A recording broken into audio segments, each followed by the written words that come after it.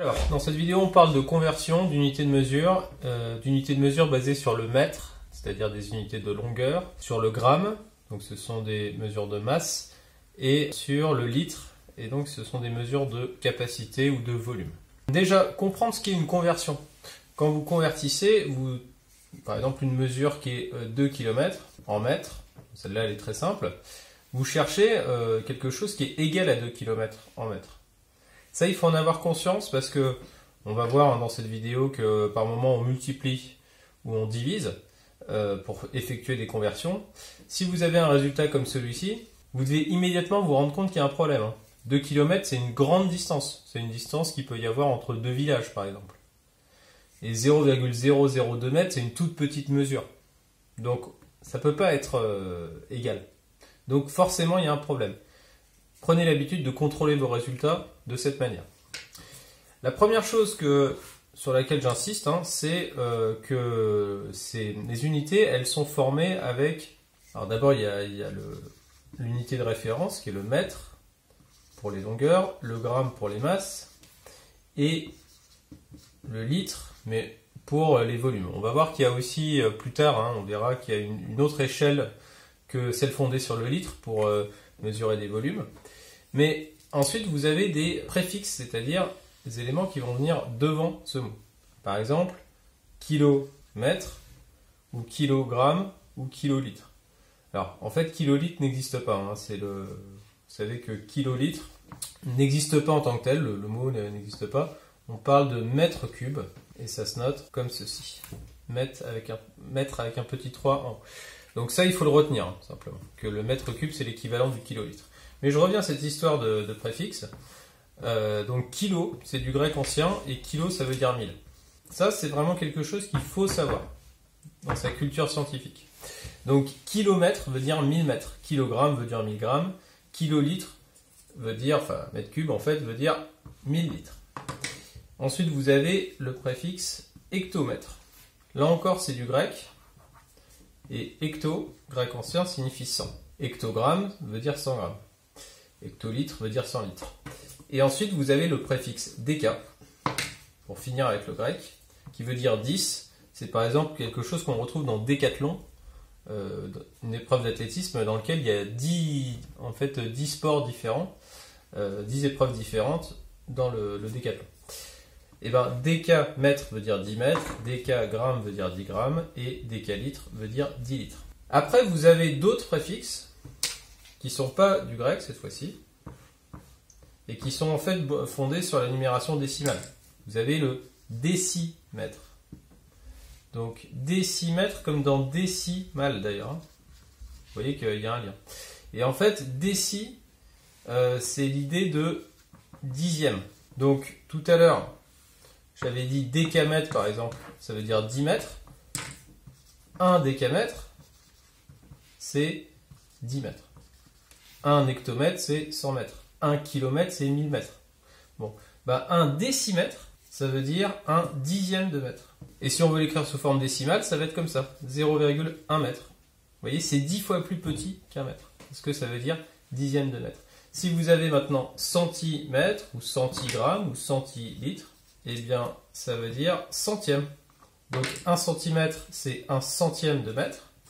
Et ça fait donc, sous forme décimale, 0,01 mètre. Les centimètres sont 100 fois plus petits que les mètres. Et pour finir, millimètre, 1 millimètre, c'est 1 millième de mètre. 1 milligramme, c'est 1 millième de gramme, etc.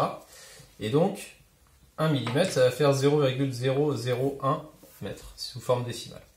Bon, c'est très important de connaître la signification de ces préfixes, parce que ça vous facilite aussi la tâche pour retenir l'ordre des unités. L'ordre des unités, je vous rappelle que si on travaille sur le mètre, donc on va mettre le mètre au centre, 10 mètres, c'est les décamètres, 100 mètres, hectomètres, et 1000 mètres, kilomètres. Vous voyez que c'est...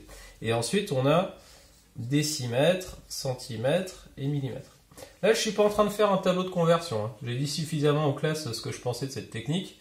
Je pense qu'elle est un petit peu bébé maintenant, et surtout...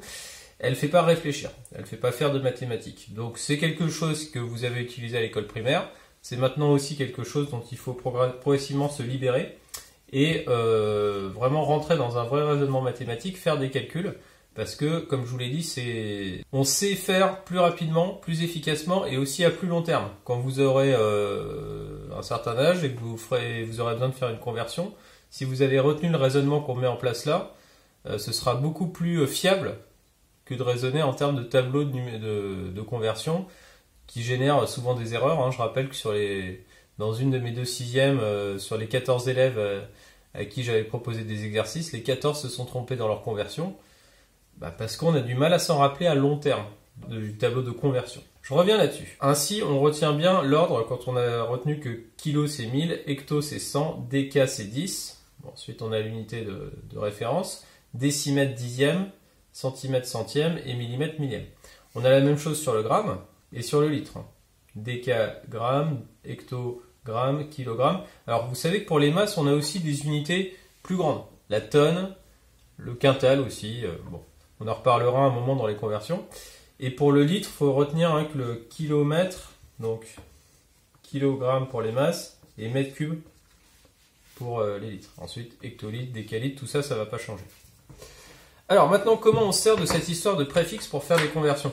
Bien, par exemple, quand vous avez une conversion comme celle-ci, 2,8 kg en grammes.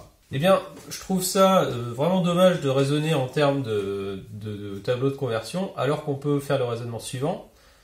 1 kg, c'est 1000 grammes, parce que kilo, on sait que ça veut dire 1000. Et ça, je veux dire, en termes de culture scientifique, c'est essentiel de savoir qu'un kilogramme, c'est 1000 grammes.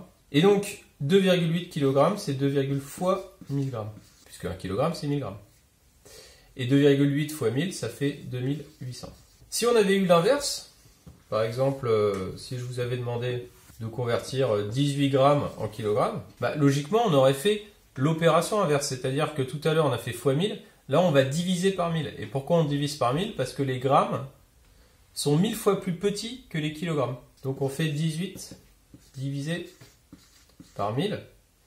Et donc, ça nous donne, on va imaginer qu'on a une virgule derrière le 18. On va décaler la virgule 3 fois vers la gauche, de façon à ce que les chiffres deviennent 1000 fois plus petits. Vous savez que c'est pas la virgule en fait qui se décale, hein, c'est les chiffres qui se décalent par rapport à la virgule en fait. Et on voit que c'est les unités qui deviennent des millièmes. Donc on a bien divisé par 1000. Voilà, 18 grammes est donc égal à 18 millièmes de kilogramme. Donc vous voyez que le 1000, il s'obtient avec ça, avec le préfixe. Si on doit convertir des kilogrammes en grammes, si on sait que kilo veut dire 1000, on n'hésite pas sur le 1000. La seule hésitation qu'on peut avoir éventuellement, c'est est-ce qu'il faut multiplier ou diviser? Pensez à ce que j'ai dit en tout début de vidéo. Imaginez que vous multipliez. Ça vous aurait donné 18 000. Or, on sait que 18 grammes, c'est une petite masse. Hein. 18 grammes, je sais pas, peut-être qu'une fraise, par exemple, ça va peser 18 grammes. Et 18 000 kilogrammes, c'est une masse gigantesque. Donc ça ne peut pas être égal. Ça veut dire qu'il y a un problème dans votre opération. Diviser. Mais vous voyez que moi, pour trouver que c'était une division, je peux faire ce raisonnement pour vérifier, mais surtout je me dis les grammes, c'est plus petit que les kilogrammes, c'est 1000 fois plus petit. Donc je lis vraiment de gauche à droite. Autre exemple d'utilisation, si par exemple je dois convertir 25 cm en mètres, je me dis que ça veut dire des centièmes de mètre, donc c'est 100 fois plus petit que des mètres. Et donc 25 divisé par 100. Et 25 divisé par 100, ça fait 0,25. Notez qu'il y a une logique, hein, parce que ce nombre, comment il se lit? Il se lit 25 centièmes de mètre. 25 centièmes de mètre est égal à 25 centièmes de mètre. Vous voyez que c'est parfaitement logique. Donc 0,25 mètres. Là encore, si j'avais fait 25 fois 100, j'aurais une petite longueur 25 cm, vous voyez bien ce que ça fait sur une règle graduée, c'est à peu près grand comme ça, ce qui aurait été égal à 2500 mètres si j'avais multiplié. Il y a un problème. Donc c'est bien une division qu'on fait. Voilà comment vous pouvez utiliser la signification en fait des unités, centimètres, centièmes de mètre, décalitre, 10 litres. Ainsi vous trouverez les opérations. Mais ça n'est performant que si dans votre conversion il y a mètre, litre ou gramme. C'est-à-dire par exemple si je convertis des millimètres vers les centimètres, vers les mètres je veux dire, ou des décalitres vers les litres, ou mettons kilogrammes vers les grammes. Là, je peux raisonner comme ça. Mais imaginons que par exemple, c'est des décimètres que je convertis en millimètres. Par exemple, 13,5 décimètres, que je dois convertir en millimètres. Là, je ne peux plus raisonner directement avec la signification des préfixes, parce que les décimètres, c'est des dixièmes de mètre, et les millimètres, c'est des millièmes de mètre. Bon, je peux avoir une hésitation sur l'opération. C'est pour ça que je vous ai dit aussi, il y a quelque chose à retenir absolument sur les unités de longueur et de masse et de capacité qu'on utilise ici, c'est que chaque unité est 10 fois plus grande que celle qui la suit. Les kilomètres sont 10 fois plus grands que les hectomètres. Les hectomètres sont 10 fois plus grands que les décamètres. Les décamètres sont 10 fois plus grands que les mètres, et ainsi de suite. C'est vraiment, je vous ai expliqué en classe, hein, ce qui était tout le génie du système métrique, c'est ça. Hein. Et sa facilité pour faire des conversions, c'est que chaque unité est 10 fois plus grande que la suivante. En tout cas pour les unités de longueur, de masse et de capacité. Vous verrez que pour les unités d'air, c'est pas le cas. C'est pas 10 fois plus grand. Ensuite, si on fait l'inverse, bah forcément, au lieu de multiplier, on va diviser. Donc pour passer par exemple des milligrammes au centigramme, on va diviser par 10.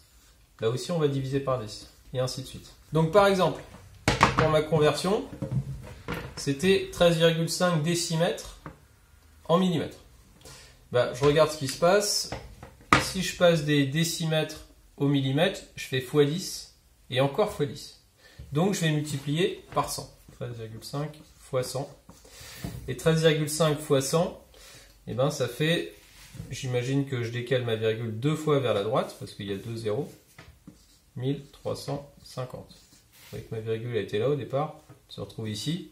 Et ainsi, mes chiffres ils sont devenus 100 fois plus grands, en particulier les unités sont devenues des centaines. Ok, prenons un autre exemple, 45 hectolitres. Hectolitres, c'est ce qu'on utilise notamment en viticulture. En mètres cubes, eh ben, je regarde, les hectolitres, c'est ici. C'est juste avant les mètres cubes. Donc je vais dans ce sens-là, je divise par 10. 45 divisé par 10. Ça fait 4,5. Un dernier exemple. Alors, par exemple, si on veut convertir des centimètres en kilomètres, ça peut paraître absurde, mais en fait, ça arrive souvent sur les problèmes d'échelle. 183 cm, ça fait combien de kilomètres? Je regarde à nouveau. Alors, je pars des centimètres et je vais jusqu'au kilomètre, donc il y a un bout de chemin à faire. Je fais 1, 2, 3, 4 et 5 divisions par 10 de suite. 5 en tout. Donc je vais diviser, parce que vous avez vu dans quel sens j'ai évolué, hein. Je divise par quelque chose qui va comporter 5 zéros, 100 000. Vous voyez que 100 000, il a 1, 2, 3, 4, 5 zéros. Et 183 divisé par 100 000, j'imagine que j'ai une virgule là, qui va se déplacer, que je vais bouger 5 fois vers la gauche. Ça va me faire 0,0183. 1, 2, 3, 4, 5, vous voyez. Et pour vérifier, je peux vérifier que mon chiffre des unités est bien devenu le chiffre des 100 millièmes, ce qui est le cas, puisque dixième, centième, millième, 10 millième, 100 millième. Donc, c'est bon. Voilà ce que ça donne. Une dernière chose. Alors, ça suppose que vous ayez bien retenu l'ordre des unités.